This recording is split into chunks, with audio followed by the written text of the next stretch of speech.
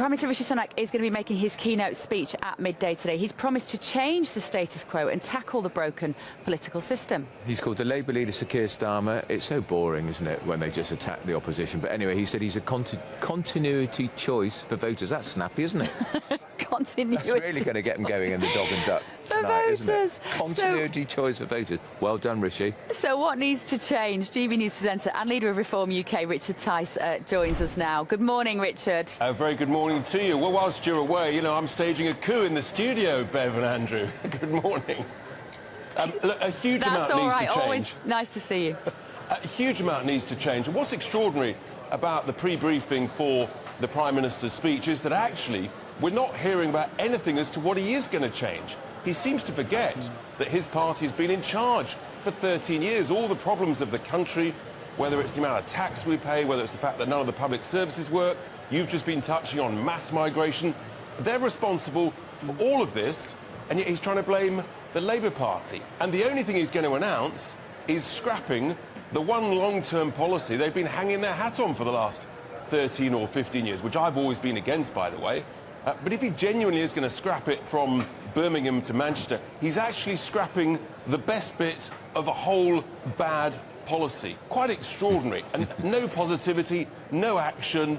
And it was interesting in Suella's speech yesterday, Bev and Andrew, that she gave no positive actions that she was going to do. All she did was use strong, warm language that the Tory faithful want to hear.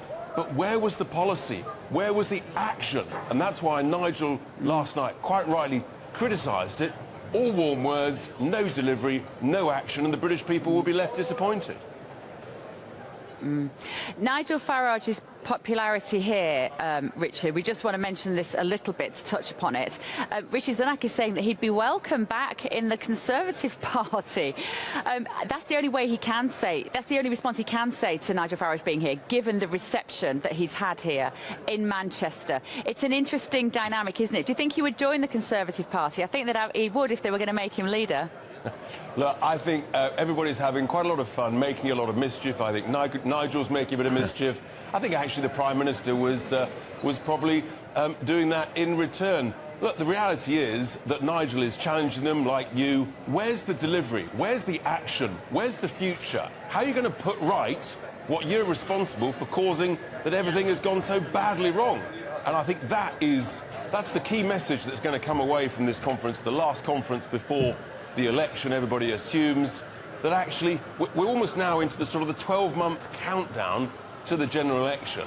And I think what we've got to do is we've got to say, these are the things that have gone badly wrong after 13 years of Conservative leadership, and this is what needs to be done in order to fix it, to get the country back on track again. Richard, if you were to do an assessment of what the Conservatives have achieved in those 13 years of government, could you list 5 major achievements? No, absolutely not. It would be impossible. It would take a long time to think about that, Andrew. I could think about one that they have done, which is we have technically, legally left the European Union. That is an achievement that we all played a significant role in.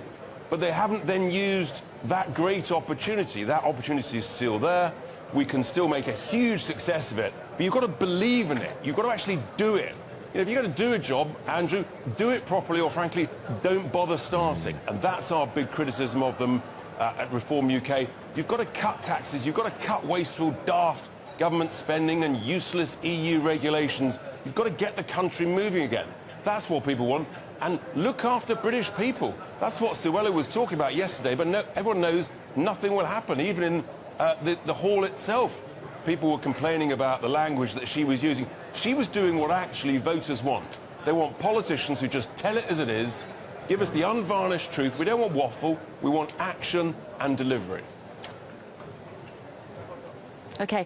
And what should we expect, do you think, today from Rishi Sunak? What can he hope for in this speech? It's incredibly important that he gets the tone of this right, Richard. He's done a good job this week, actually, in terms of meeting people here. I think everybody that's met him, when he's done the handshaking around the stands, he's making a very, very good impression on people. A lot of people are impressed by his warmth, and actually, in real life, he is much less robotic than he sometimes appears on the telly. And somehow he has to get that across, his humanity in the speech, doesn't he?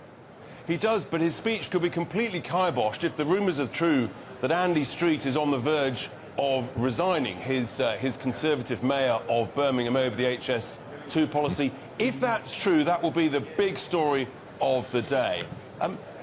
In terms of what he's actually going to offer in the speech, well, the fact that nothing has been put out there except the sort of the rumours and the complete mishandling of the whole messaging around HS2, actually, I think, yes, he can glad hand and impress people walking around. But people want action, Bev. They want to know where the country's going. They want solutions. And we've heard none of that at all. If he wants to really impress, that's what he's got to do. I just don't think we've heard anything like that at the moment. And that's why, frankly, people are so disappointed. OK. Thank you, Richard.